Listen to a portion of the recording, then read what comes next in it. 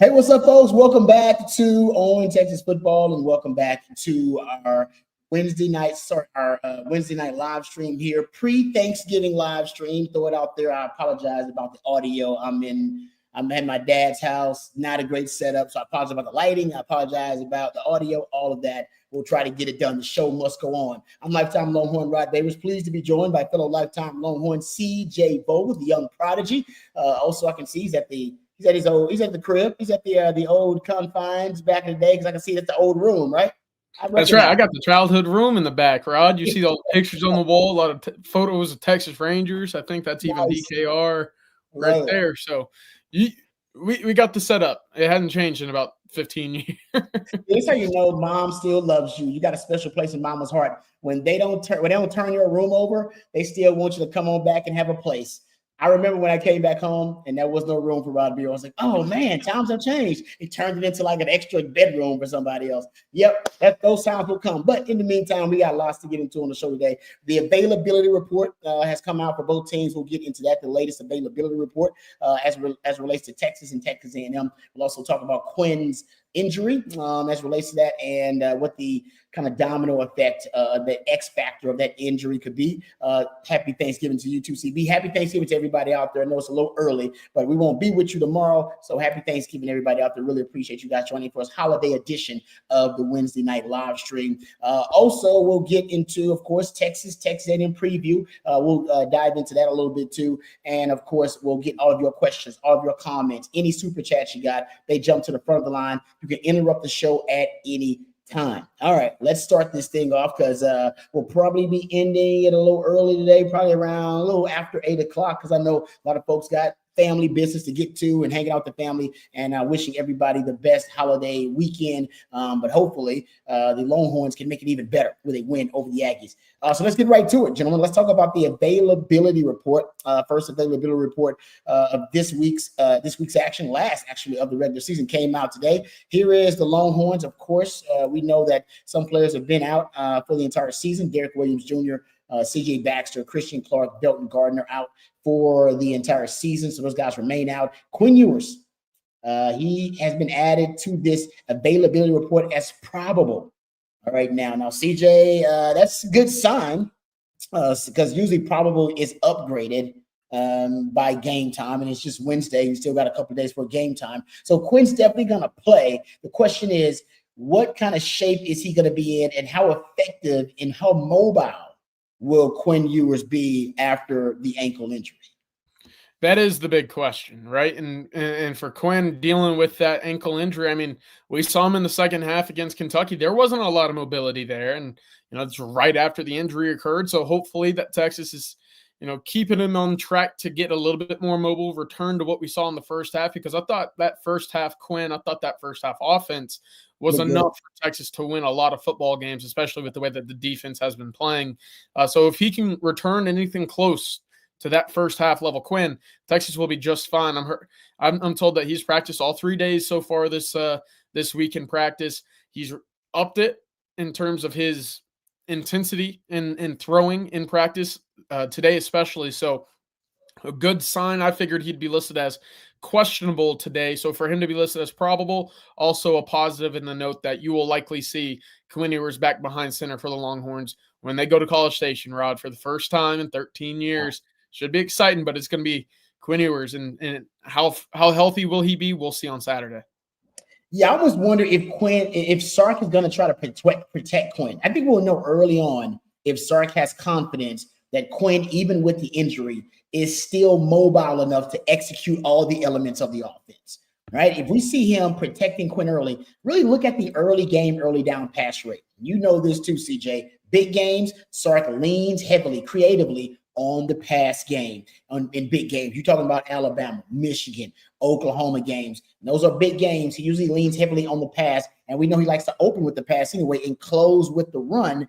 And if he protects Quinn this game, you see let's say a pass rate lower than 60%, which, by the way, early down pass rate in that Kentucky game was hovering a little bit below 60%, which was surprising. Sark usually he amps that thing up. So I wonder early on if we'll know first couple of drives, if they're emphasizing the run game, either Sark really loves the maturity he saw from the run game versus Kentucky, and or he's trying to protect Quinn from being too exposed against that Aggie defensive front. Yeah, that'll be interesting. Of course, that early run game could be a result of 5 consecutive quarters of Texas maybe playing its best run blocking, in the run game, right? We talk about that Kentucky game.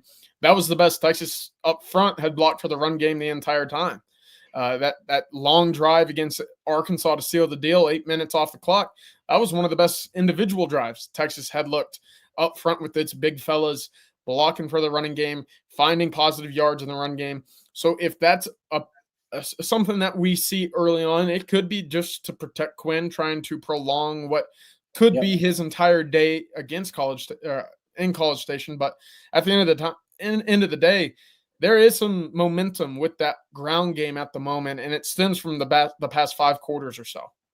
Yeah, I agree. And in addition to the momentum that Texas has in the running game right now, since the Aggies actually have had 2 of their worst rush defensive performances in the last couple of games against Auburn and against South Carolina, at least the last 2 SEC games. I know they played McNeese State in between there. So that may be something to watch early on. Do we see Texas? That would definitely be a tendency breaker. Break tendency early, start to run the ball. And maybe that's just a sign that Sark now feels confident that run game can lead the way and he can lean on it. It's going to be really interesting to see. All right, there you go. So thank you, Matthew, for that. We'll get to the Aggies part of this injury report here as well. We'll get to that coming up a little bit later on. But let's hit these super chats while we got some time here, because I know you guys got questions. We want to make sure we hit as many of them as we can.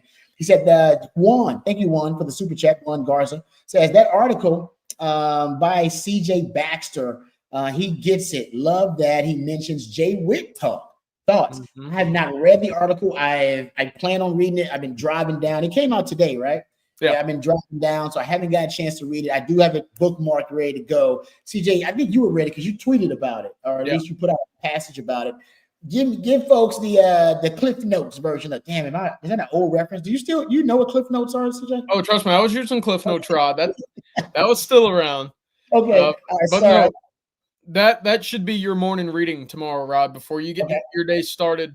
I thought that was a tremendous article by CJ Baxter to put into light what he has gone through coming out of high school to get to Texas, his expectations, what he was really looking forward to being this season as the #1 running back at Texas, to follow up Roschon Johnson, Bijan Robinson, Jonathan Brooks, for him to say, now it's my time, and then to hear a pop and your season's done like that.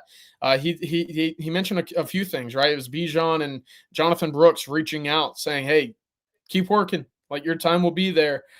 Here's the tweet to it. So if you're looking for it, but also he talks about, just that level of buy-in for him as a Texas Longhorn, as a part of this program, even not being on the field. And Jared Hamilton's mentioned this a few times, having gone to his high school and seeing him as a younger high school player. He's a guy that's going to be team first, program first, to be a guy that completely buys in and get everybody else around him bought into the program. So there's a really interesting conversation that he has with Jordan Whittington on one of his visits that kind of set him forward to say, you know what, I buy into what Coach Choice is telling me. I like the Steve Sarkisian offense. Texas has produced great running backs. This is where I want to go. And if I go there, this is how I need to approach it. And that all stems from a really cool conversation that he shares with Jordan Whittington in this story. So really cool deal. And I suggest everybody to go give that a read if you haven't already. Good stuff there. I got to check it out. Yeah, I mean, it's amazing how, guys like Jay Witt and guys like Rojo, these culture warriors for the Longhorns, it still continue to bear fruit for Texas. Even with this story about CJ Baxter and the conversation he had with Jay Witt, man, the culture is outstanding for the Longhorns right now. All right. Thank you, CJ, for that. Let's get back to the super chats here. Trevor Bell, thank you, Trevor, for the super chat. Says, you guys think we'll finally see a deep ball executed by the Longhorns offense this week? I'll say this. Me and CJ talked about this actually when we were talking about the Aggies in the preview. I got my notes here, so let me pull it out here. The last 2 SEC games for the Aggies, they played Auburn and they played South Carolina. Peyton Thorne and Lenora Sellers. Both of those guys have combined to complete 63, or combined to complete 63% of their deep passes versus the Aggies. And that's passes 20 yards or more down the field. 63%. Crazy. I was shocked when I saw the number 2, 3 touchdowns, average of 22.5 yards per attempt on those throws, 20 yards or more down the field. Now, those are some dual threat quarterbacks, so maybe, and also they were on the road, so the Aggies will be at home. So maybe they actually do play a little bit better at home than they do on the road, especially defensively. But I expect Texas to have some opportunities to take advantage of this defense deep down the field. Crazy thing about it, though, they weren't that leaky in the secondary early on in the season. See, now later on in the season, I've seen them be a little bit more vulnerable to some of those deep shots down the field. But if Texas, it's all about the ankle of Quinn Ewers. If he can drive the football downfield, we know he doesn't naturally have a great deep ball. Can he drive the football downfield enough to make some of those connections if they have an opening? That's really going to be the, and before the pass rush can get there, CJ, before the pass rush can get there. That's got to be the key, right? You got to keep Quinn Ewers clean and upright, give him time for those routes to develop down the field. You got a ton of speed, but what does it matter if the quarterback's getting sacked in a second and a half, right? But for Quinn, again, the deep ball, the touch, whatever you want to call it, all contingent in my eyes on the health of that ankle and whether or not he'll be able to drive or plant, right? And that's a big part. And we don't see Quinn Ewers all that often be very mobile. We obviously have liked for him to be a little bit more, perhaps, in terms of sack evasion, in terms of play extension. But in these deep balls, maybe you see kind of a faux rollout, kind of one of those rollouts that are designed in. And that's just to keep pressure away from him so he can throw on the run and whatnot. But I don't know. Will he have success throwing the deep ball? I don't know. It's probably a coin flip that's about 70-30 this year in terms of whether or not he will or not. So I think it's all about the intermediate. You'll have time to throw in the intermediate and have success against Texas A&M. It's just all about whether or not the consistency and the accuracy are there. Yep. I wouldn't be surprised to see some max protection to hold up against, Nick Skeleton and Shamar Stewart and Shamar Turner. I mean, they got some dogs on that defensive line. Hold up with a little max protection. Give Quinn some time to chunk it downfield. Thank you for that. We appreciate that super chat. Let me thank one of our sponsors before we move on here, gentlemen. Let's check Andy Ludicky. If you're looking to diversify, ladies and gentlemen, I said gentlemen a couple of times. And so I don't want to disrespect the ladies who are out there too. So appreciate the ladies. So ladies and gentlemen, let's take a time to thank our sponsor. If you're looking to diversify, you may be someone like me that has their hands in multiple businesses. Well, Andy can help you diversify by finding you businesses that will fit your time allotment and your financial goals. Call him or email him to learn more. You can actually reach out to him if you're stuck in the corporate rat race with 2 weeks PTO and no control over the money you make in general or your schedule. Call Andy. He will take you through a process to help you find a business that will fit your time allotment and your skill sets and your financial goals. Franchise ownership isn't for everyone, but if you have a desire to take control of your financial destiny, please call Andy today, 404-973-9901, or give him a call, give him a shout at Andy@myperfectfranchise.net. That's Andy@myperfectfranchise.net. We really appreciate Andy and his team for sponsoring our team here at On Texas Football. All right, John has a super chat here. Thank you, John Morgan. Really appreciate it. He says, will you discuss the battle of the schemes, Sark versus Elko and PK versus Colin Klein? I know Sark beat Elko when he was at Bama, and PK has never lost to Colin Klein when he was at K-State.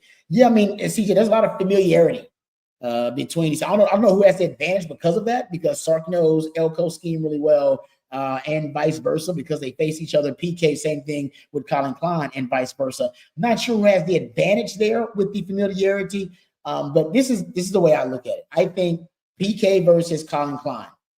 I think, to me, honestly, that matchup for Texas should be a huge advantage, because I don't know if A&M's offense with Marcel Reed at quarterback. And by the way, I like Marcel Reed. I think he's a hell of a talent at quarterback.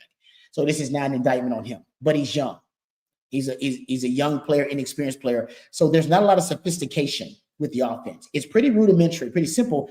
That's done on purpose to strip it down for a young quarterback so he can play fast, so you don't have to burden him with the process a lot pre-snap and post-snap. And they want him to just play fast and use his natural instincts and God-given ability. But I think Texas can have a huge advantage in terms of the disguise and the movement up front, trying to confuse and discombobulate a young QB, because they have so much experience on that side of the ball. And you have multiple guys who have been in this system for so long. And, of course, that is paying huge dividends. They're the best defense in the country, arguably, right now. And I think if Colin Klein and Aggie offense, if they want to make plays against this Texas defense, they have to do something on Saturday that I haven't seen on film. They got to break tendency somehow, because I think if they go with what we've seen here, CJ, I think Texas is going to mollywop them offensively. I hate to say it like that, but their offense is too simplistic to confuse the Texas defense, in my opinion, and be able to march length of the field multiple times on there and score a touchdown. I couldn't agree more, Rod. I think, again, this Texas defense, with as sound as it is, as much experience it has against elusive mobile quarterbacks, that's what you expect now in these type of games. And of course, the big explosive plays in the secondary, maybe a little bit of eyes in the background in the backfield against Kentucky. Maybe that was the result of facing a backup quarterback who you weren't expecting to huck the ball deep all that much. Everything will be off the table against Texas A&M, right? When you go on the road, your senses, your instincts, they're going to be on 10. Everything that you've been taught, you're going to be thinking about it whenever you're out there on the field, because, hey, in a game like this, you especially don't want to be the one that gets burnt. So I look back to that Kansas State game in 2023.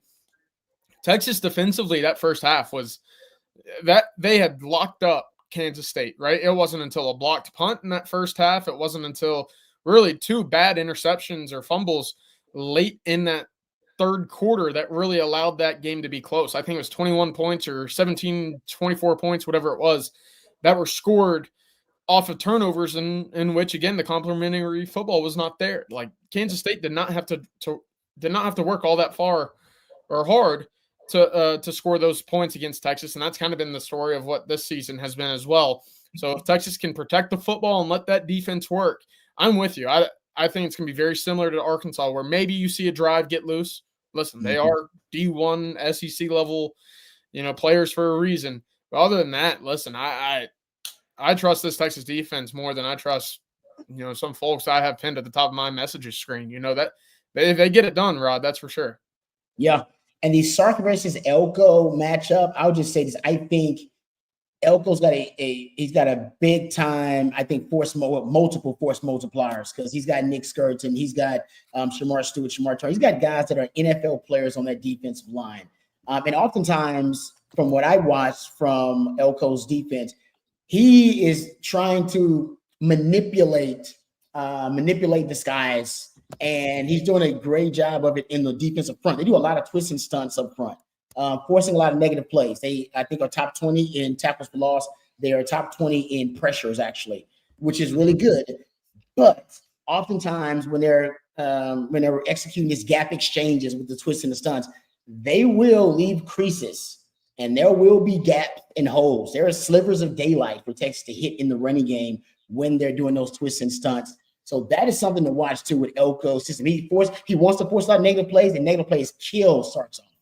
When they get behind the chains, that's really how you start to build and formulate a game plan against Sark, how you can force negative plays, put them behind the chains into predictable passing situations. So that's going to be a key to watch as well. Can Sark stay ahead of the chains against an Elko defense that loves to force negative plays? And we'll see exactly, when that conflict happens between the two, who's going to win out there. Thank you, John. We appreciate the super chat there. Appreciate that. All right. I see my man Matthew throwing out the Aggie jokes. And you know what? If you guys have the Aggie jokes, please bring them. I love Aggie jokes. We should make it more of a tradition. We haven't had Texas A&M hate week in 13 years. So I honestly forgot the traditions. One of the great traditions are Aggie jokes, because they write themselves. So please keep them coming. Thank you. The Aggie jokes, they bring joy to my soul. White Ags change diaper once a week, because it says hold up to 10 pounds on the box. See, there you go. Just keep them coming. I love the Aggie jokes, man. They're great. All right, let's thank another one of our sponsors before we move on. Home Field. Thank our friends over at Home Field Apparel. Home Field Apparel, ladies and gentlemen. HomeFieldApparel.com. Home Field Apparel is focused on creating officially licensed apparel with vintage college designs. They have a wide range of available colleges, 180 plus and growing every day. They also have a can't miss kickoff campaign with their football boxes. It is great. Trust me, folks. It contains 3 never-before-seen items unavailable anywhere else. You can't get them anywhere but homefieldapparel.com. These Platinum Box VIPs receive additional exclusive items, including a new hat or ringer for Platinum Box VIPs only. The 2024 Platinum Pass guarantees 20% off and early access to basically goods and items you can't get anywhere else throughout the 2024 season. So we'll check out homefieldapparel.com. Remember to use the code right there. You see it on your screen, Texas24. Use that code for 15% off. The convenience of online shopping has never been better thanks to homefieldapparel.com. Check out their vintage designs at homefieldapparel.com and use the code Texas24 and you'll get 15% off. Thank you very much to Homefield Apparel for sponsoring our Wednesday night live stream. All right, getting back to the questions here. William Niche wants to know, is Marcel Reed top 3 quarterbacks Texas has faced? That's a good question, CJ. You think he's in the top 3? I would have to imagine so. Texas has faced a lot of folks like me at quarterback this year, I'll be honest. I think Taylon Green is in that conversation, and it's who else can you throw into it? Crazy enough, I actually think Cutter Boley, the backup quarterback for Kentucky, put on one of the better passing days Texas has played all season long. But it's not necessarily been murderer's row when it comes to the quarterbacks that have lined up opposite the Texas defense, nor would it have mattered in my eyes. Again, Texas has been very, very good this year in terms of whoever they face. They've made their lives very difficult in terms of passing downfield. Carson Beck had 3 interceptions, right? People forget. Well, I guess probably not, because it was probably just one of 5 or 6 games in a row where Carson Beck was throwing interceptions. So I guess that's where you're looking. Carson Beck, Taylon Green, and Marcel Reed. I think, again, I just think the combination of skills that he brings to the table is going to be a big challenge for the Longhorns. So we'll see. But Bryant Flory, I need you to CJ, I need to see you throw a football. Brother, I got a great arm back here, let me tell you. I got a great arm. We'll get that set up one day. I figure you've been in like a flag football charity game of some kind, right? You've been in one of these celebrity flag football games. You never played in one of those? Not yet, Rob, but listen, it's coming. I got the baseball background, so I'm slinging the pill. Okay, next time I get like an invitation to one of those, I'm just gonna send it to CJ's way and be like, I got somebody that can do it, because I can't do it. I'm too old. I don't want to go out there and pull some hamstring or something like that.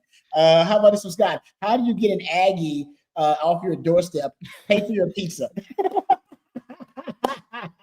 Well done. See, Aggie jokes are so good. They're so good. They're great for this time of year. Thank you very much for that. All right, this one from Jared Johnson. Thank you, Jared, for the question. It says, Rod, from a DB standpoint, in your opinion, what are A&M's biggest threats? Ooh. Yeah, honestly, that's kind of, I don't really feel like they have a lot of threats necessarily in the passing game. Like, I don't fear for Texas. I don't fear any of their receivers in the passing game. I don't. My biggest fear in the passing game for them is Marcel Reed scrambling and the scramble drill. And CJ just brought it up. That Kentucky game, none of us expected it from the backup quarterback. He made a lot of plays on the move, moving around. He was a great, accurate thrower of the football on the move. I thought when he was mobile, moving around, he had some zip on the football and his ball placement was on the money. And CJ knows this too, because he brought it up as well. Texas allowed more 20-plus yard explosive pass plays in that game they've allowed in any game all year.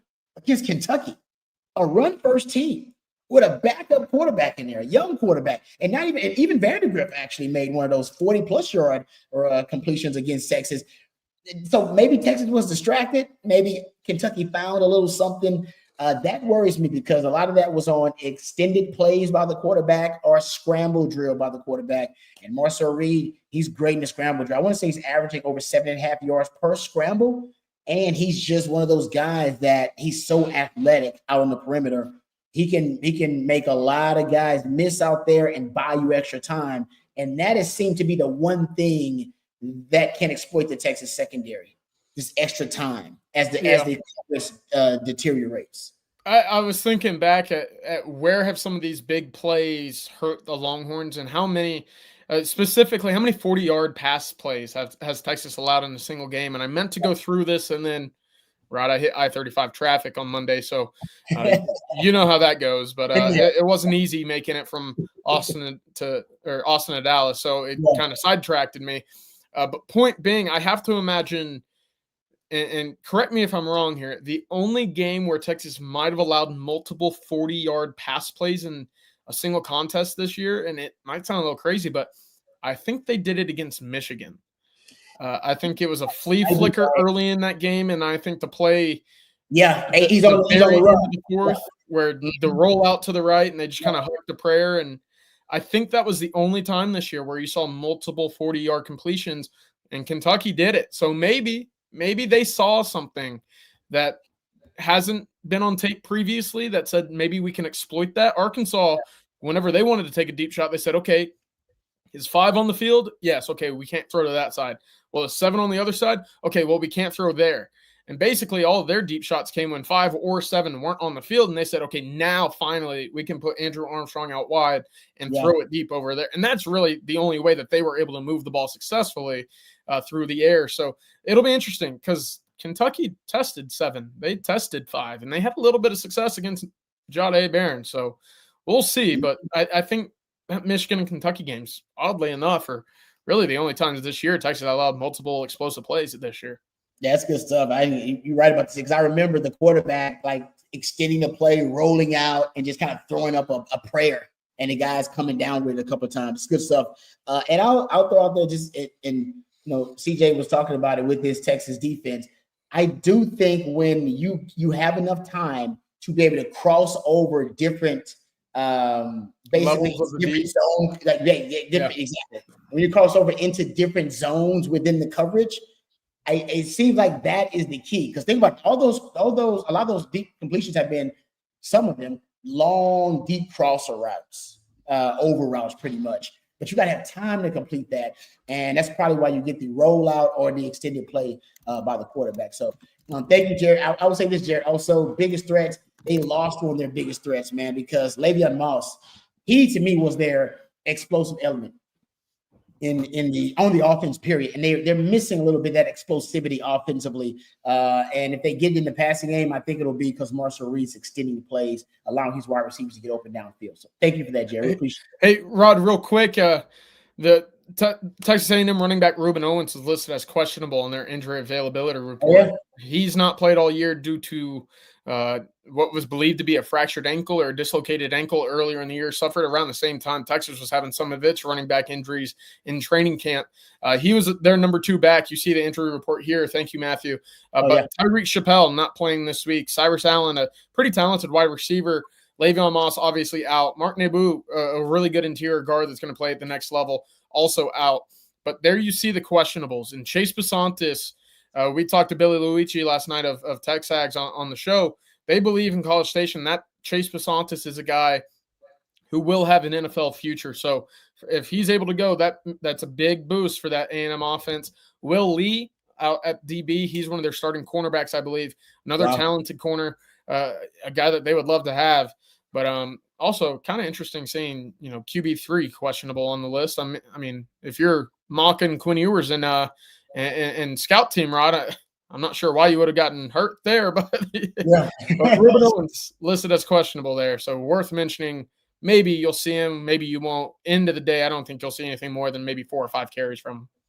Yeah, it's good stuff. I would let Connor Wegman be my scout team, Quinn Ewers, if I was them. I don't know exactly how they got prepared, but that would kind of be my guess there. All right, let's thank another sponsor before we get ready to move on and answer some more questions. Let's thank The Carrot Concierge. Really grateful to Jody and her team for being a part of our team here at On Texas Football. If you're looking for the right gift for the right woman in your life, make sure you check out thecarrotconcierge.com. Jody Reynolds is a personal jeweler. She is The Carrot Concierge with an office right there in Westlake. Jody focuses on helping men purchase the special gift for that special person in their life. You can use the QR code. It'll be posted right there on the screen here momentarily. And you can use that code to see even more of her beautiful designs or visit her on Instagram at thecarrotconcierge.com. Jody prides herself in providing personal service. She takes the extra steps to make sure your lady gets exactly what she wants. And because she doesn't have the overhead of a storefront, she can often get the highest quality items in inventory at the lowest possible prices, as much as 30% less than what you see at a jewelry store, folks. So go check out thecarrotconcierge.com. If you're looking for something special for birthdays or anniversaries or Christmas, the gift giving season right around the corner, Jody has a variety of tennis bracelets, rings, necklaces, and more, all beautiful jewelry, all personalized for you and yours. Check out thecarrotconcierge.com, visit her website or give her a call today, or you can text her and take care of that very special person in your life. thecarrotconcierge.com. Thank you very much to Jody for being a part of the On Texas football family and for sponsoring our Wednesday night live stream. All right, getting back to the questions here. Todd has an interesting comment. He says, this is a 12 personnel game, 12 personnel O-line game. Run the ball a lot.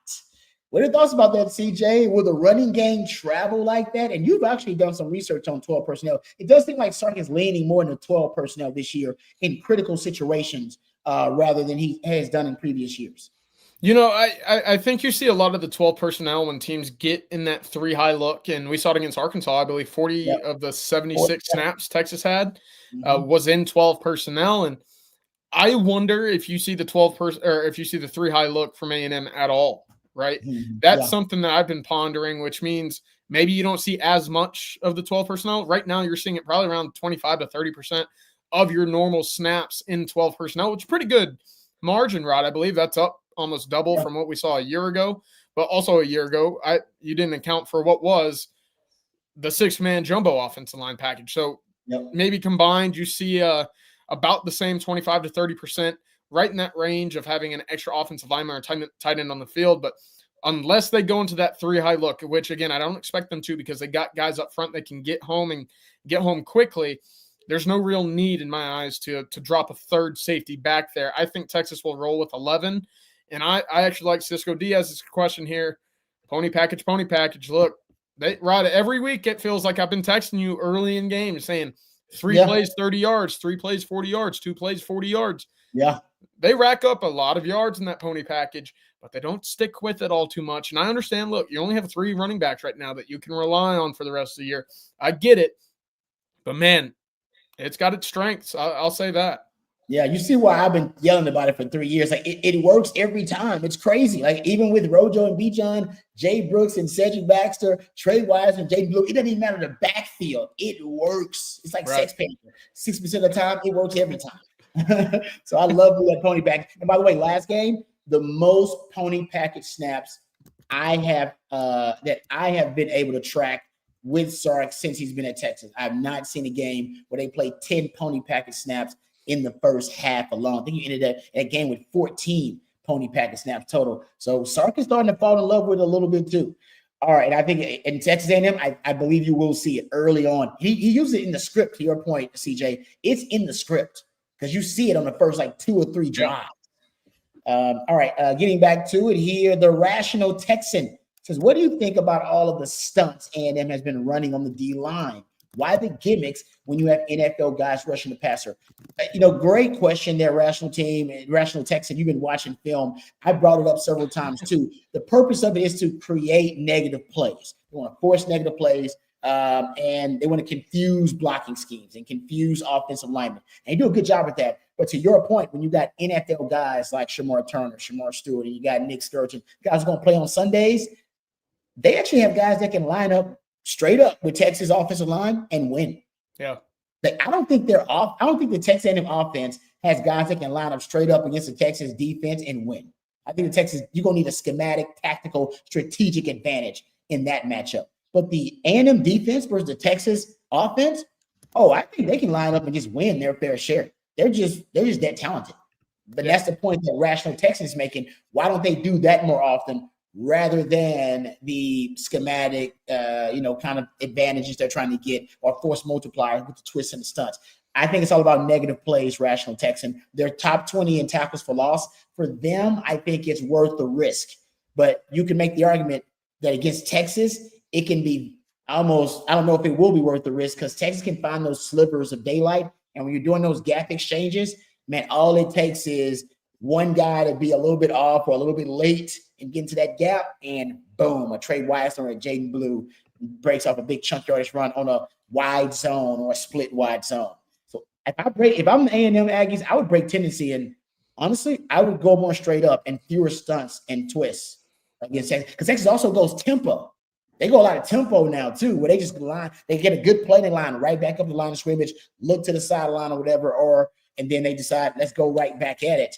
And oftentimes when you're trying to get twists and stunts aligned, you need to make sure everybody's on the same page, and you can have a discombobulated front when you're going tempo. And you've seen A&M, go look at the Auburn game. There were sometimes they just not lined up in the right place. There's sometimes where 3 guys on the defensive line are running the right perfect stunt and perfect timing, and 1 guy's off. When 1 guy's off, that's a huge freaking gap when 1 guy's off. So if I'm texting them, I probably would do less of that versus Texas. But, that's kind of their calling card. That's what they do really well. On the flip side, if there's one thing I would ask or at least suggest for Texas A&M, if I'm an Aggie, I'm sitting there saying, if Colin Simmons is lined up across from Demetrius Crown over the right tackle, there better be a tight end. There better be a running back ready to chip, because that is not a battle. That is not a one-on-one that is going to favor Texas A&M this weekend. Again, he allows the most pressures, the most hits on the quarterbacks of any of these Aggie offensive linemen. He's been good this year. He's been impressive. The converted tight end earlier in his career was a tight end, moved over to tackle, has been pretty solid this year.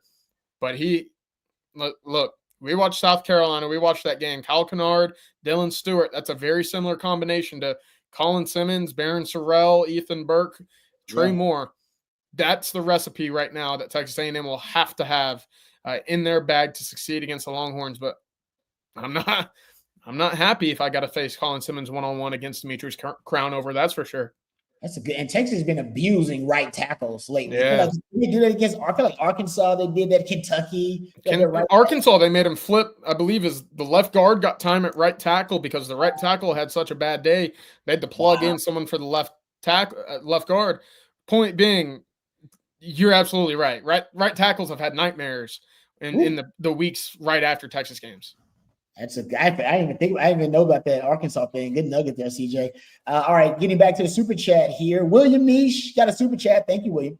How much will Sark trust Blue Saturday night? He seems to be coming on, but he scares the hell out of me with the ball. You ain't the only one, William. That ball security right now, Texas, 19th in fumbles. I think 14th in fumbles lost, most fumbles lost. So they're top 20 in most fumbles and most fumbles lost. Texas doesn't have a lot of weaknesses, a lot of glaring deficiencies. That is one. It is glaring. Ball security is a glaring issue for Texas. It absolutely is. And it's been a nagging issue, right? There's a fumble against Michigan. There's a fumble against Oklahoma. You fumbled 3 times in strip sacks against Georgia. And then, the running backs, for whatever reason, just had fumbleitis, Rod, and it was contagious in that backfield on Saturday against Kentucky. So for Jaden Blue specifically, because he's such a unique running back in the sense that you get him the ball in a check down, you get him the ball in some space, or you even say, hey, here's an outside zone, find a hole and go. He's going to be an issue. He's going to be a guy that is very difficult to break down. I remember seeing one of those butt side or end zone views from behind the quarterback, and you see him kind of doing the jump shift and go. And it's special, right? It's really, really good. But that's the issue right now with him is, can you be trusted to hold on to the rock? I know that he was holding the ball around campus. Really, Rod, we might be seeing all the Texas running backs doing just exactly that for the remainder of the year, because what was the issue last year against Washington? A fumble and another fumble.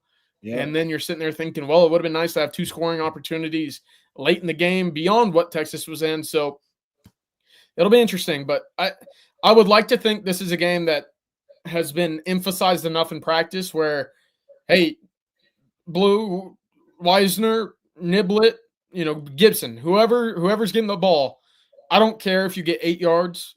I'd rather have 5 in ball security than 8 and maybe a strip attempt. This is a game where for the folks that play NCAA or Madden, right, you switch over to the settings and you set, missed tackles to conservative. And that's exactly what it means is you're not getting that ball out of me, but maybe I don't get my extra 5-6 yards. So that'll be interesting. I think you absolutely need to trust him. But if he shows any signs of a loose football, I don't know how much more you can go to him. Like that, yeah. 2 hands on it. Look at Texas Chick 01 says gloves changes texture and you automatically squeeze tighter because it doesn't feel natural. Give it a try.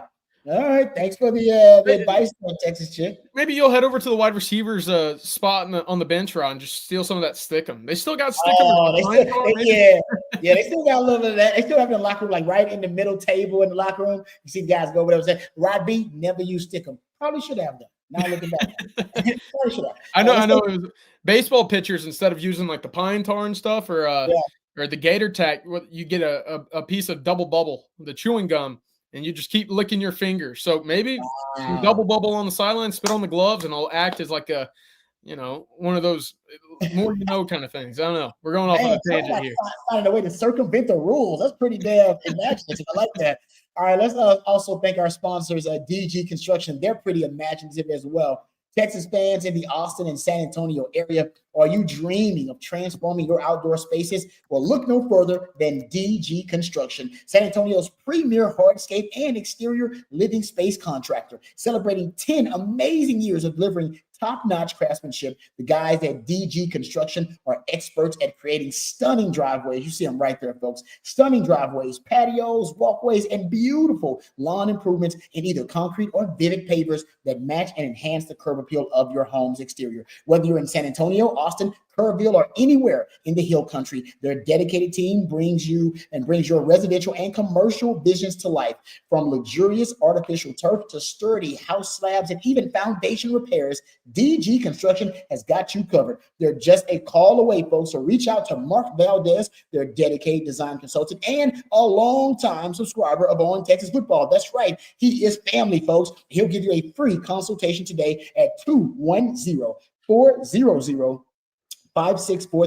That's 210-400-5643. Remember, it's a free consultation, so reach out to Mark today. And also, don't wait to make your outdoor dreams a reality. Give DG Construction a call or visit them online at dgsatx.com. That's dgsatx.com. Hook them from the folks at DG Construction, where outdoor dreams meet exceptional designs.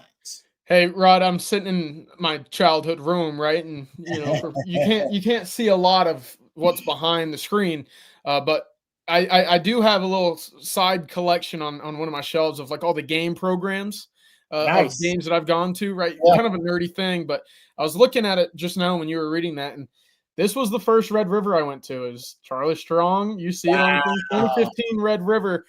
I'm going to have to grab one whenever I go up this weekend to College Station, because that's a cool thing, right? It's the first one in 13 years. Add it to the collection. I don't do it for every game. I wish I did, but I was just sitting there thinking like, I wonder how many Texas ones I got in there. This was the first one I found, but I think they won this game. I don't remember entirely.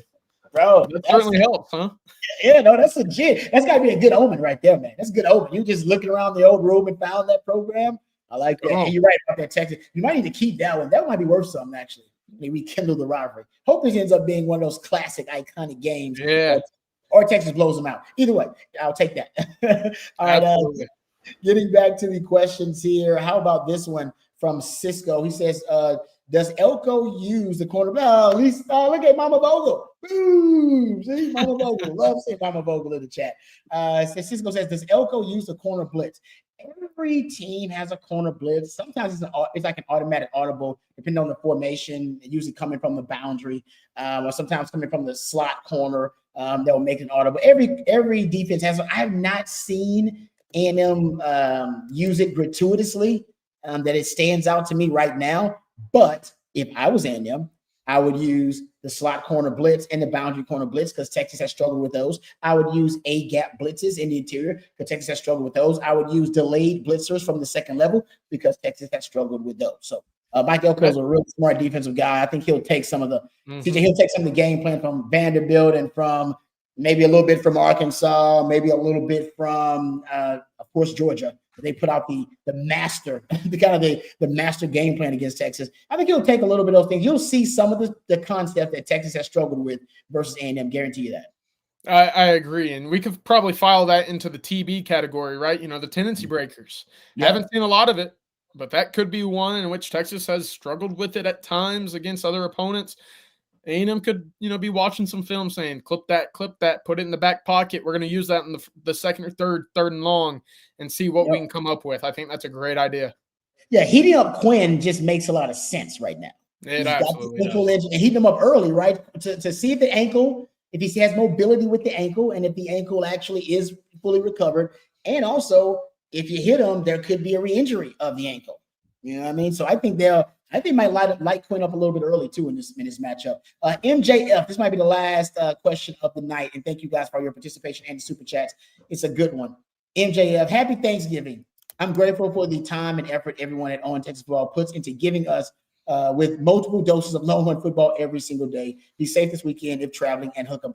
Thank you very much, MJF, for the very, very kind message there. And happy Thanksgiving to each and every one of you. It means a lot to us that you guys join us and help us build this community. We think of you guys as family. We know everybody's hanging out with family, and this holiday is about football. It's about family, right? It's about great food. Just know we consider you guys to be family too. That's why we're going to take off tomorrow, but then we come right back on Friday.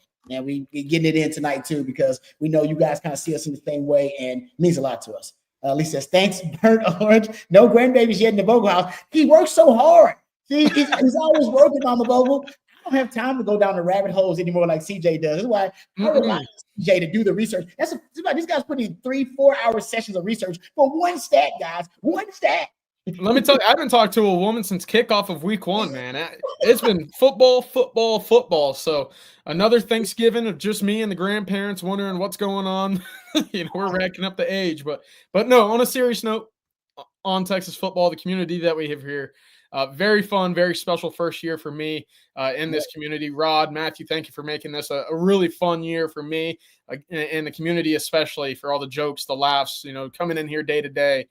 Been a cool deal, and hopefully we have a few more of these things before it's all said and done with this 2024-2025 season. Yeah, when we were building this thing, we were thinking about the people that we wanted to build it with, and CJ Vogel was a unanimous selection by everybody involved. Like, that dude he's a dude. He's a prodigy, as we call him. So we're really happy CJ's been part, and he's been a overwhelming, glowing success. I mean, you've been killing it, dog.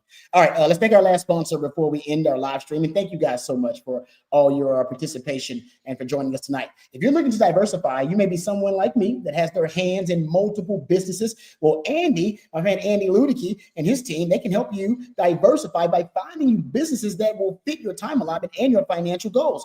If you're stuck in the corporate rat race with 2 weeks PTO and no control over the money you can make or your schedule in general, you call Andy today, and he will take you through a process to help you find a business that will fit your skill sets and your financial goals. Franchise ownership isn't for everyone, but if you have a desire to take control of your financial destiny, please call Andy today at 404-973-9901, or you can reach out to him at andy@myperfectfranchise.net. That's how you email him, or you can go to the website, myperfectfranchise.net. Thank you very much to Andy Ludicky and his team for being a part of our team, and thank you guys for joining us on the Thanksgiving's Day Eve. We appreciate all you guys. Happy Thanksgiving, because I don't know if we'll talk to you tomorrow. CJ, happy Thanksgiving to you too, brother. Happy Thanksgiving to Mama Vogel and the Vogel family. Appreciate you guys. And thanks to all you Longhorn fans out there, La Familia, for joining us each and every day. Happy Thanksgiving to all of you guys. And we're thankful for y'all. That's what we're really thankful Absolutely. for. Matthew, we're also thankful for you, man, because you are the real MVP behind the scenes. Couldn't do it without you, man. You're the best in the business. Thank you to all of our sponsors. Really grateful to our sponsors tonight. Thank you to Andy Ludicky. Thank you to DG Construction, Home Field Apparel, The Carrot Concierge as well. Really grateful to all of our sponsors here at On Texas Football. Tomorrow we'll be off, and hopefully you guys enjoying family, football, and lots of great food. And the Dallas Cowboys. And they should win. It's the Giants. If they don't beat I don't know, Rod. I don't know. Come on, man. Come on. I don't know. I'm a Texans fan right now, so we got our own struggles to deal with. That's a different discussion for a different day. All right, for CJ Vogel, for my man Matthew behind the scenes, for all of our sponsors, DG Construction, Home Field Apparel, Andy Ludicky, and the Carrot Concierge. Until Friday, happy Thanksgiving, guys, and hook 'em horns.